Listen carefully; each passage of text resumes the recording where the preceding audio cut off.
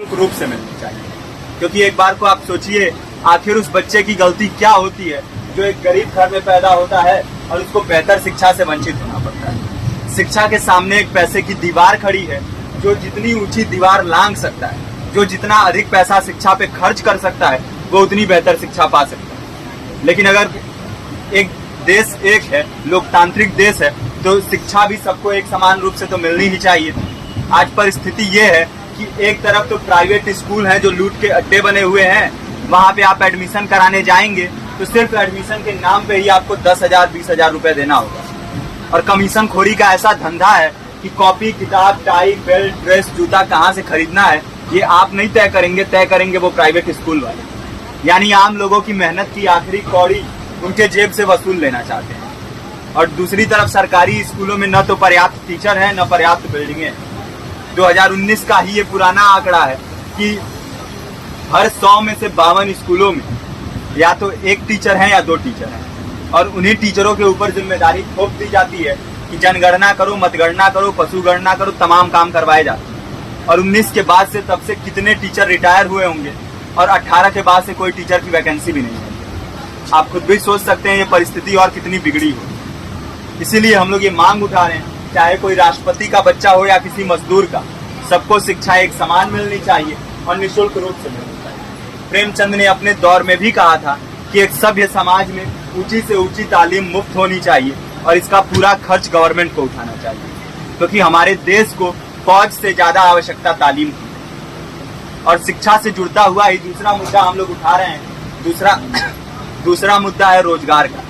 रोजगार की परिस्थिति ये है कि आज सरकारी सेक्टर हो या प्राइवेट, सब कुछ ठेका संविदा के हवाले किया जा रहा है। परमानेंट नौकरियां लगातार घटाई जा रही है।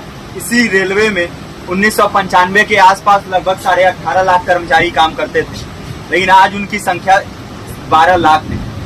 आप खुद भी सोच सकते हैं कितने बड़े पैमाने पे परमानेंट पदों को घटाया जा रहा है। और आज आलम ये है, एक तरफ लाखों पद खाली पड़े हैं, फिर भी कोई वैकेंसी नहीं निकलती।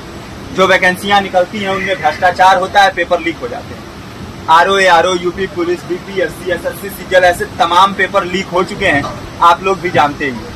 अभी नीट की धांधली में ये पता चला कि एक एक पेपर 30 लाख से 50-50 लाख रुपए में बेचा गया। हम और आप तो ये पैसा नहीं दे सकते।